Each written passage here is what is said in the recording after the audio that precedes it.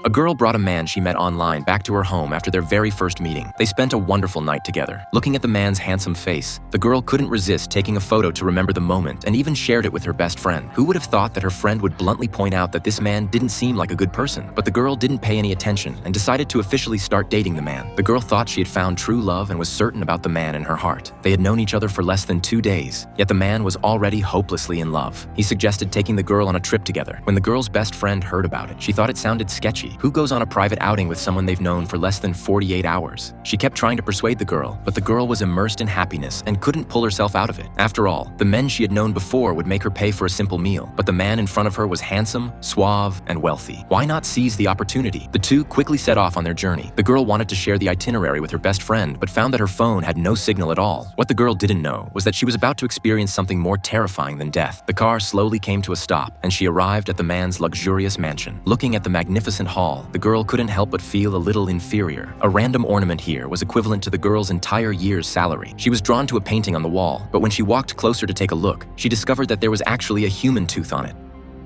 Cheers. Cheers.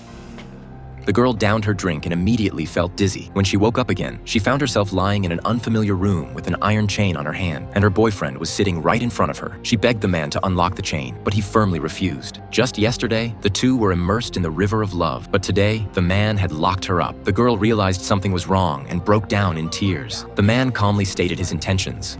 I'm gonna sell your meat. People pay me a lot of money for it.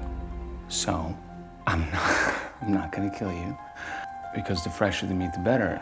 Which sounded effortless to him, but were more terrifying than death for the girl. She lay on the bed powerlessly, feeling more frightened than ever before. Suddenly, a sound came from next door. The girl clung to it like a lifeline and frantically knocked on the wall for help. However, the person on the other side said that there were several girls here who had been captured by the man. They had already had their flesh cut, and some had even died. The last glimmer of hope was shattered, and the girl broke down again. To keep the meat fresh, the man personally prepared food for the girl. Who would have thought that after eating it, the girl would once again lose consciousness?